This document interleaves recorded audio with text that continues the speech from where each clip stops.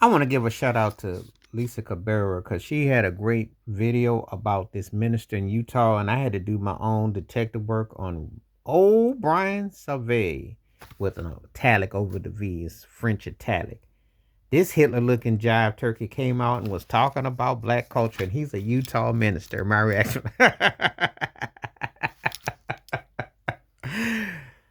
White ministers talking about race. Usually, how does that end up? How does that usually go?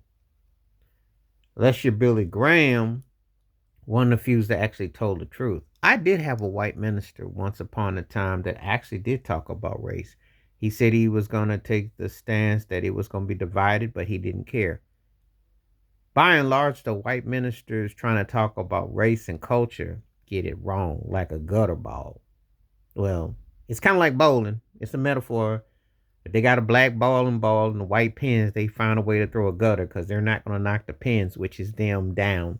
And you kind of see the symbolism in there with the italics. So this turkey went on about how black culture is the way it is and how he sees it through the mainstream. Pretty much reading it off of a template off the news. Meanwhile, another shooting happens. The usual suspects, the usual terrorists, but they find a way to always blame black folks. And it's always from the ministry and the Mormon dude and this cat. And I sat and listened to this turkey talk because I applaud her, watched the video, but I went and did my own. I was on TikTok. I was kind of like just checking him out. I wanted to hear what this turkey was saying. And he looking like got that Hitler mustache. If he wasn't like verbatim in his feelings as usual. What is it about white people? Always got something negative to say about black folk all the time. And then to use the church as your pulpit to try to say this. And let me keep it 100. You ain't got a lot of black people in Utah. Carmelo left like 20 plus years ago. Donald Mitchell, like, how many black people even playing for the basketball team? It's not exactly like Chocolate City. So why all the hate and all the clap that you got so much to say? You got nothing else going on in Utah. You tired of messing with your cousin and your auntie and your godmother. So, you got to keep it all in the family. Tax deductions, write-offs. You know how y'all do. But this is what you got to do. This is, I'm listening to this turkey talk. I'm like, really? Now, I'm not saying that you can't be white minister and not have faith and belief and spiritual for everybody, because I believe you can. However, when it comes to talking about conversations about race, do you really see a white minister that's going to sacrifice his catch and his cut to go there? Joel Osteen onward, you ain't going to see them doing that. If they were to tell the honest truth, if you sat in a church, in a predominantly white church, and they would actually identify someone black in it to really talk about the struggle, talk about what said people's ancestry and people went through, do you think that congregation would pay a dime to hear that? I don't think so. Because the school doesn't do it. We are the creations of what we saw. And sometimes I have been in certain churches, especially I've been around white ministries and stuff. And I said, will y'all ever like allude to slavery? Will y'all ever allude to Jim Crow? Will y'all ever allude to how all countries, from European all the way back, etc., benefited and profited to send black folks across the pond and profited, and how they still do, and how they build their empires and their buildings? But they ain't gonna never come out and say that. And they're not gonna come out and say black people are some of the most spiritual people you ever seen. Because if they weren't, believe me, the payback for slavery and for the hardships and the second-class citizenships and the burnings and the lynchings and the fires and the destruction and the ghettoization, oh, there'll be real payback.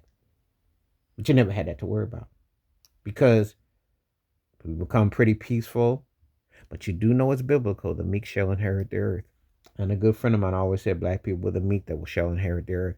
Because when you are openly creating genocide, and that's how you were built. So-called Christians talk about how loving and fundamental they are, but when it comes to talking about race, they get amnesia. Are you really that honest? I think you're not. If you're a true right Christian, you're a white man, and you see someone black, you should want to know their story. You should. But privilege whites that out. Why is that? Priests, ministers, all that. This guy is, he's standing on code because he's getting a bag. He's getting paid.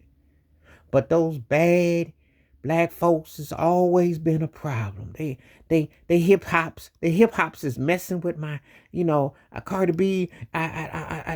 Even though, what are you listening to? Aren't you morphing the Bill O'Reilly? Because you know the lyrics.